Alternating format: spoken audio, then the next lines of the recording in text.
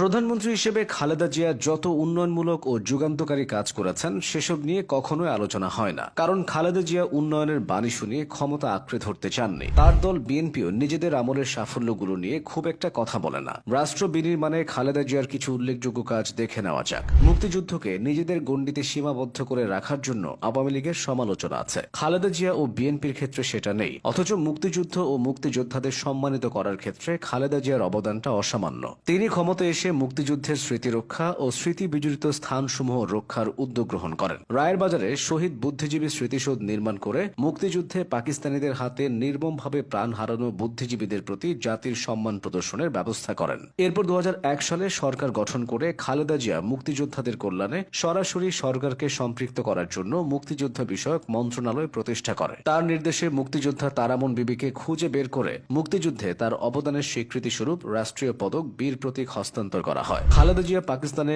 অসম্মানিত অবস্থায় পড়ে থাকা মুক্তিযুদ্ধের বীর সৈনিক বীরশ্রেষ্ঠ মতিউর রহমানের দেহাবশেষ বাংলাদেশে নিয়ে আসার ব্যবস্থা গ্রহণ করেন। এবার আসা যাক অন্য প্রসঙ্গে। 3 দফায় সরকার গঠন করে বেগম খালেদা জিয়ার নেতৃত্বাধীন সরকার রাষ্ট্র পরিচালনার ক্ষেত্রেও বেশ কিছু গুরুত্বপূর্ণ সিদ্ধান্ত নিয়েছেন, যেগুলো এদেশের রাজনীতির ইতিহাসে মাইল ফলক হয়ে থাকবে। সংবিধানের দ্বাদশ সংশোধনীর মাধ্যমে এবং ত্রয়োদশ সংশোধনীর মাধ্যমে নিরপেক্ষ তত্ত্বাবধায়ক সরকারের অধীনে জাতীয় নির্বাচনের ব্যবস্থা গ্রহণ এসবের মধ্যে অন্যতম।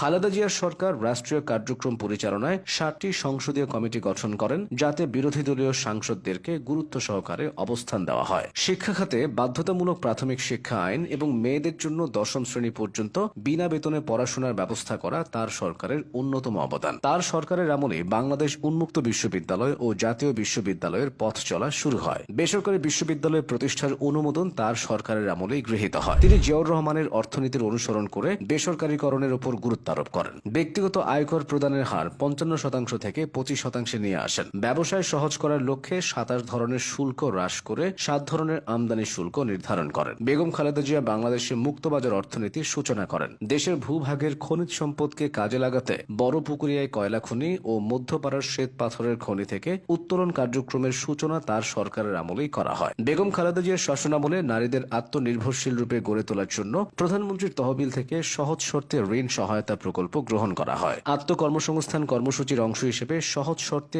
ঋণ সেবার সহায়তায় তিনি আনসার ভিডিপি ব্যাংক প্রতিষ্ঠা করেন। স্বাস্থ্য খাতে সমস্যা ও সংকট নিরসনে তার সরকার সমূহের কার্যক্রম সুবিদিত। প্রতিটি উপজেলা স্বাস্থ্য কমপ্লেক্সকে 31 থেকে 50 শয্যায় উন্নীতকরণ এবং জেলা কমপ্লেক্সকে 100 থেকে 250 এবং 50 থেকে 100 শয্যায় উন্নীত করা হয়। দেশের শতকরা 90% মানুষের জন্য তার সরকার সুপেয় পানির ব্যবস্থা করতে সক্ষম হয়। বাংলাদেশে টেলিকমিউনিকেশন খাতেও খালেদা জিয়ার অবদান অনস্বীকার্য, কারণ তার সময়ে সেলুলার ফোন ও আইএসডি ফোনের সূচনা হয়। অন্তত 3 লক্ষ টেলিফোন সংযোগ চালু করা হয়। বেগম খালেদা জিয়ার সরকার 330টি উপজেলাকে বিদ্যুতায়নের আওতায় নিয়ে আসে। উপকূলীয় এলাকাগুলোতে 1000-এরও বেশি সাইক্লোন সেন্টার নির্মাণ করেন। ধর্মীয় সম্প্রীতি প্রতিষ্ঠায় বেগম খালেদা জিয়ার সরকার প্রবল গুরুত্ব দেয়। তার সরকারের আমলে এদেশে অসংখ্য মসজিদ, মন্দির, ঈদগাহ এবং অন্যান্য উপাসনালয় নির্মাণে সরকারি তহবিল থেকে অনুদান প্রদান করা হয়। ঢাকার আশকোনায় হজ যাত্রীদের সুবিধার্থে একটি স্থায়ী হাজি ক্যাম্প প্রতিষ্ঠা করা হয়। এছাড়াও তাবলিগ জামাতের বৃহৎ সম্মেলন, বিশ্ব ইজতেমার জন্য